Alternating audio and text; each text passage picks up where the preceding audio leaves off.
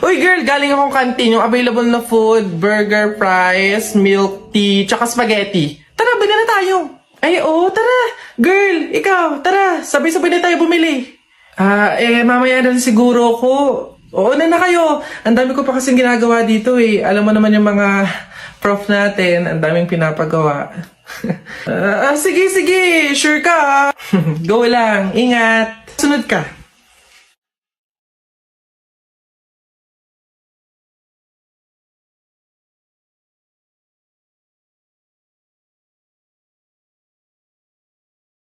Oh, excited na ako, babe. Oh, girl, ano? Sama ka? Tara! Buong section natin is pupunta sa mall later after class. Let's G? Oh,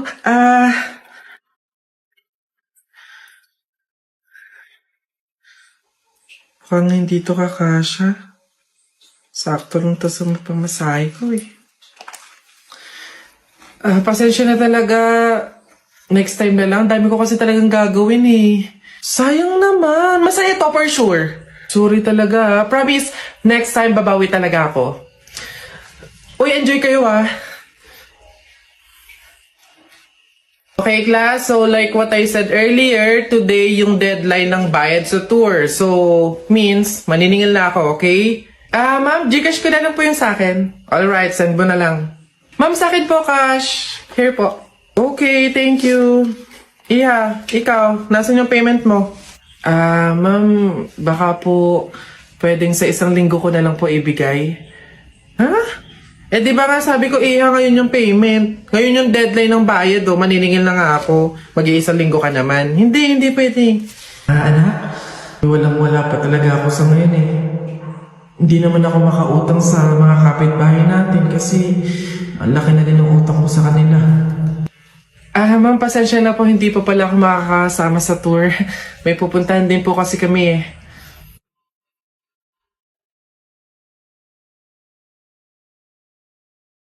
O, class, naiintindihan ba? Ganun ang pagtimpla ng gin bilog sa tang-or.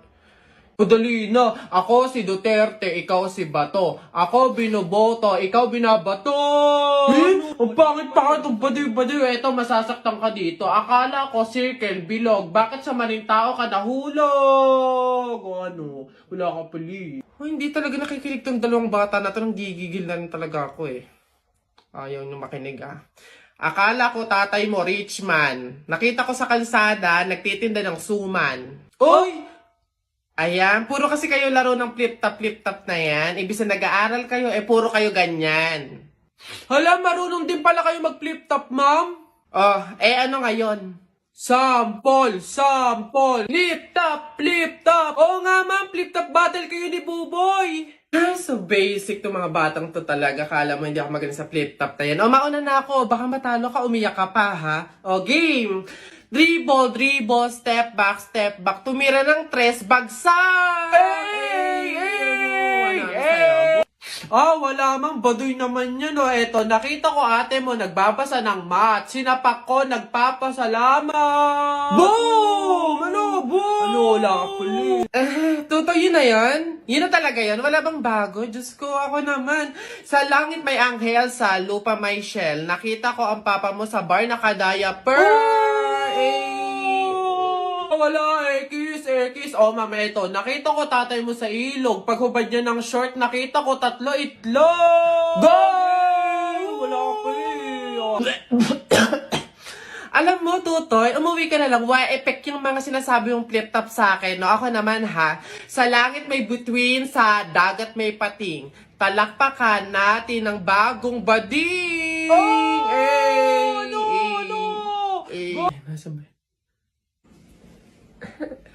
Excuse me, ma'am. Panis. Ano yan? Bakit? Pasensya na po, pero pinapatawag po kayo sa principal office. Tinatanong po ata kung bakit ang ingay-ingay daw po sa room nyo.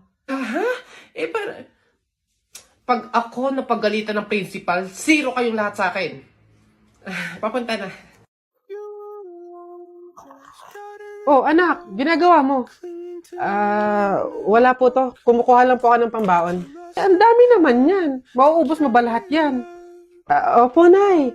Malakas kasi akong kumain ngayon eh. Di ba? Papataba, ganun, healthy. Naipasok na po ako.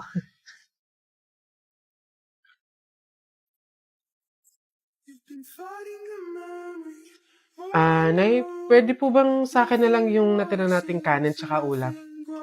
Bakit naman? Babaunin ko po sana ulit bukas. Sayang naman kung itatapon, di ba? Nay, pasok na po ako.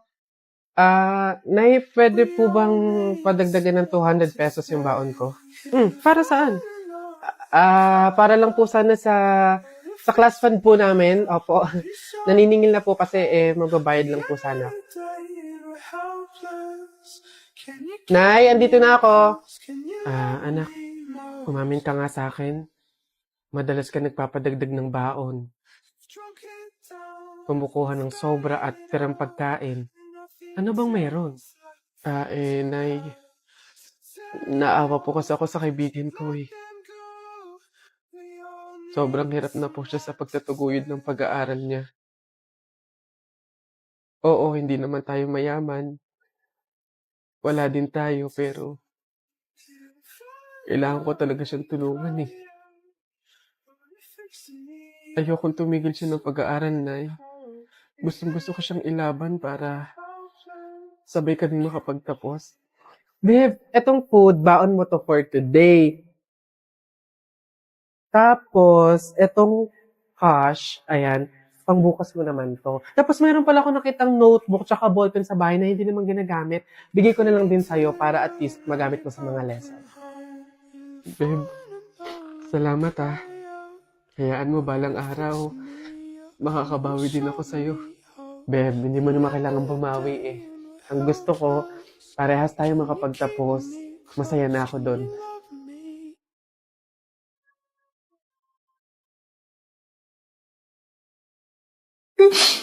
Nay! Parang masaya ang anak ko ah. Excited na po ako sa Biyernes kasi year-end party na daw po namin eh. Anak, parang hindi ko ata alam yun ah. Nay, siya nga pala, kailangan daw po namin ng pangregalo sa kaklase namin, tapos po 250 pesos para po sa pagkain. Ang laki naman ata, anak. Nay, masarap po yun. McDo po yun eh. Tsaka may fried chicken na yun. Sige na, Nay. Ang tagal ko nang hindi nakakatikim nun eh. Nung nakaraang taon pa ako, nung huli ako nakatikim nun. Anak, pasensya ka na. Sa isang taong ka na lang sumama. Kapag-budget si nanay. Sige po, Nay.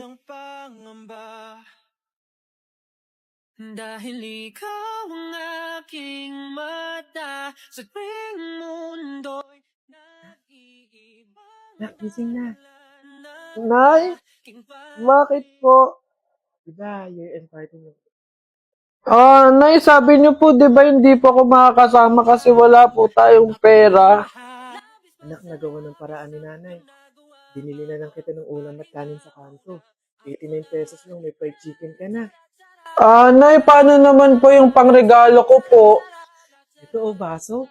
Nak, ito yung niregalo sa kanong tatay mo ng birthday ko. Ayan. Ito na lang ipangregalo mo. Sige na anak, kumilos ka na, mahuhuli ka na. Alright, kids! Happy New Year, everyone! Pwede na kayong kumain. pang mga natitirang paghinga Pitungo na kung saan naroon ng mahalaga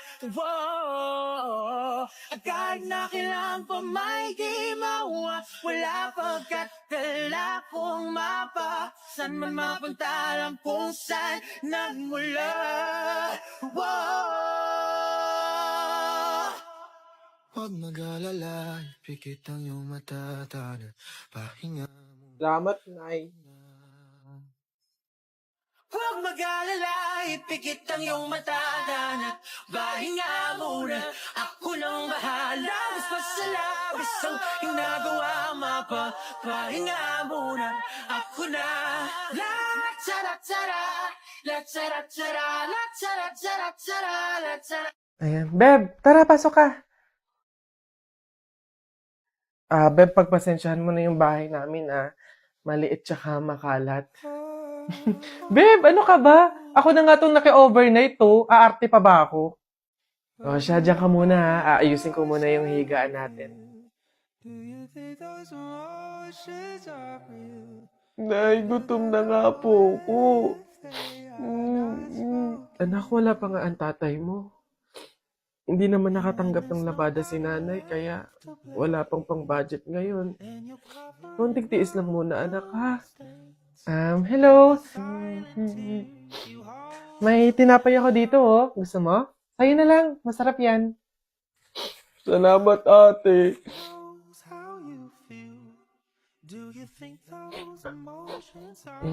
Beb, eto na yung unan tsaka yung kumot na gagamitin mo. Sana mapagtyagaan mo, ah. Pasensya ka na. Yan lang talaga yung meron kami. Walang problema, Beb. Ang mahalaga, makakatulog ako. Thank you. Beb, tara, kain muna tayo bago matulog. Cause I cannot run ghosts inside my home. Beb, pasensya ka na, ah. Mantika asin lang yung ulam namin ngayon, eh. Wala pa kasi si tatay, kaya wala pa pambili ng pagkain.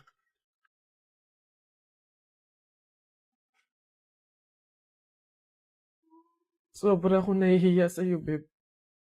Beb, ano ka ba? Magkaibigan tayo, oh. Hindi para i-judge kita. Mahirap naman talaga yung buhay. Minsan nasa baba tayo, to the point na talagang walang-wala na. Pero ang mahalaga, hindi yun palagi. Dadating din talaga yung panahon na nasagana tayo. Kaya na tayo?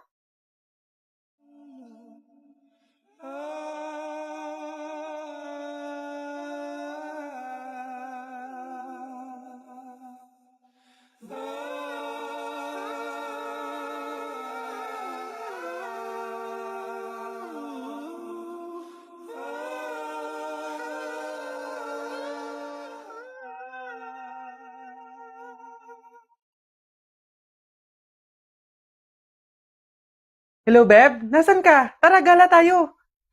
Beb, wala pa ako ngayon, eh. Sa susunod na lang siguro. Ako naman yung nag-aya. Huwag kang mag-alala. Ako bahala, sagot ko na to. Salamat, Beb, ah. Bawi ako. Wow, ang ganda naman ito. Kaso ang mahal pala. Huwag na lang. Ay, Beb! Bakit pa binalik? Ang ganda nun ah. Bagay sa'yo. Yun nga eh. Kaso, hindi kaya ng budget. Talaga? O, ayan. Dali mo sa cashier. Ako na magbabayad. Ha? Beb, wag na. Okay lang. Madami naman damit dito na mas mura eh. Pero yan yung bagay sa'yo. Go na, Beb. Kunin mo na.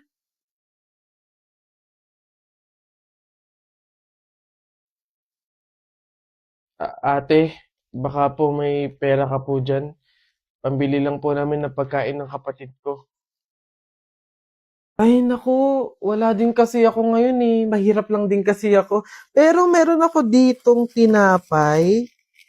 Ayan, paghatian nyo na lang yan ha. Tapos meron ako ditong konting barya. Pamasahe ko dapat to, pero maglalakad na lang ako. Malapit lang naman yung bahay namin dito. Ayan, pagkasahin nyo na lang yan ha. Pasensya na ha. Salamat ate ha. Kahit ikaw na mismong wala, magbibigay ka pa din. Huwag kayong mag-alala. Kapag ako sumakses, padadalan ko kayo ng supply ng pagkain. Yung maraming-marami para hindi na kayo magugutom. Gusto niyo yun? Nay, tay, may dala po akong ulam tsaka 200. Gosh, rumakit pa ako kanina. Nay, tay, pasensya po kung yan pa lang muna. Ah. Wala yun anak. Malaking bagay na yun sa atin. Kami nga tong nahihiya at sa ganyang edad mo tinutulungan mo na kami sa pagdadala ng buhay. Malay nyo sa susunod na racket ko, sumakses na, di ba? Magkaroon na tayo ng pang-grocery, pangbayad sa mga bills, panggala sa labas. Aayon din po sa atin ng panahon.